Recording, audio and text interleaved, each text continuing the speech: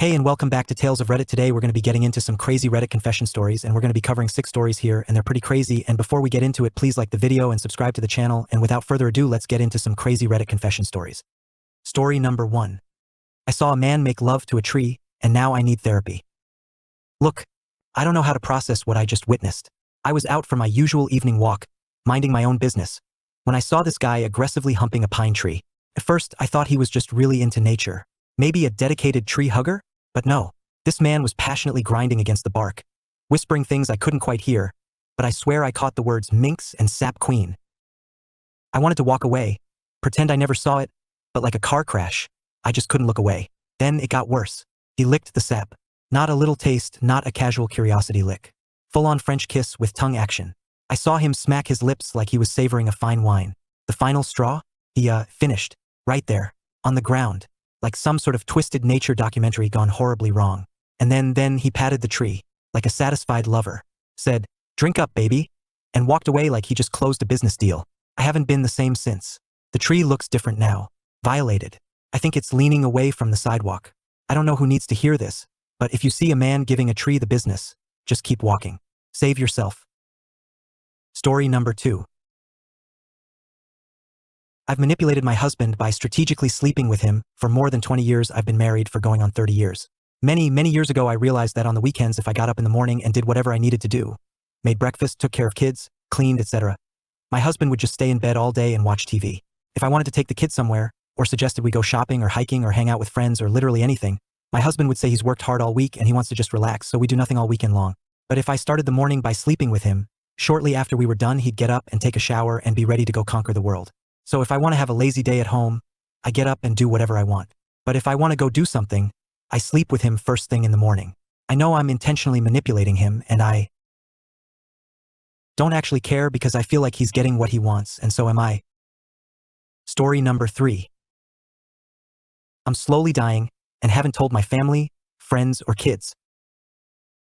10 years ago, my ex-wife and I split up because I caught her cheating with my best friend.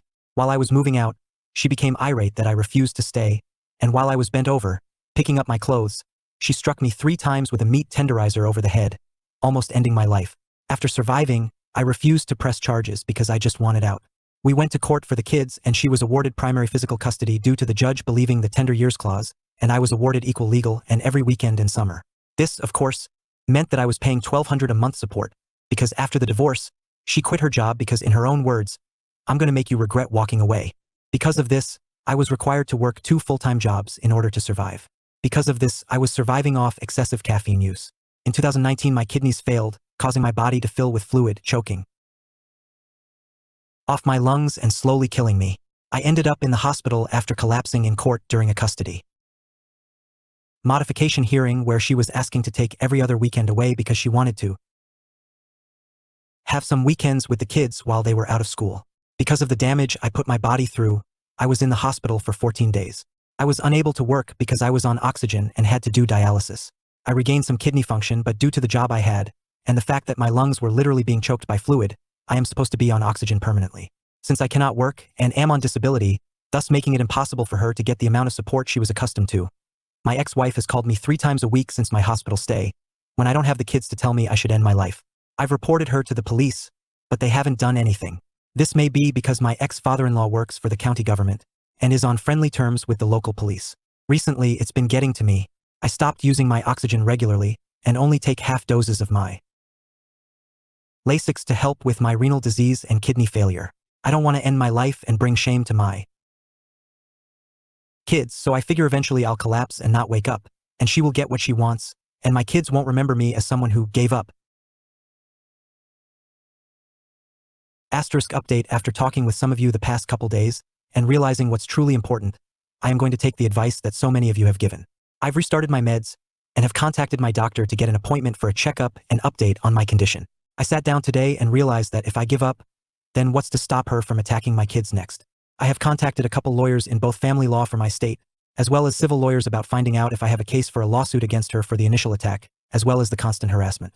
My first priority, though, is to get my children away and safe from their mother. Though she has never physically harmed them before, I am terrified that if I pass away, that she will make one of them her new target, so to speak. Thank you all for the kick in the ass that I needed to get out of this slump. I'm also considering seeking counseling so that I can get help with the mental health I feel I most definitely need. Story number 4.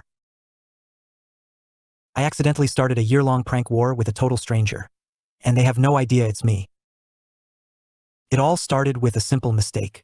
I was at a coffee shop, distracted, half awake, and when the barista called out Jake, I grabbed the drink without thinking. A few sips in, I realized my mistake, but it was too late. Some poor guy named Jake was probably inside, wondering why his caramel latte had vanished. The next day, I walked in and saw a sign near the register. If your name is Jake, double check your order. I should have let it go, but something about it made me laugh, so I decided to keep the joke going. I started leaving cryptic sticky notes around the shop that said things like, Jake knows, asked the barista in a hushed tone if Jake had been in today, and once even wrote thanks for everything, Jake, on the community chalkboard. Sometimes I'd order under his name and tip extra just to confuse him.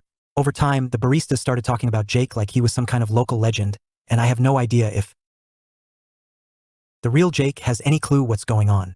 I don't even know who he is, but at this point I think I'm in too deep. Jake, if you're out there, I'm sorry, but also, are you okay? Story number 5. I've been manipulated by my wife for 20 plus years, and honestly, I'm not even mad. Look, I always thought I was a man of free will, a strong, independent thinker, a guy who made his own choices. But after nearly 30 years of marriage, I've had to come to terms with a harsh truth. My wife has been manipulating me, and she's been doing it in the most devious, underhanded way possible, by sleeping with me. Here's how it works.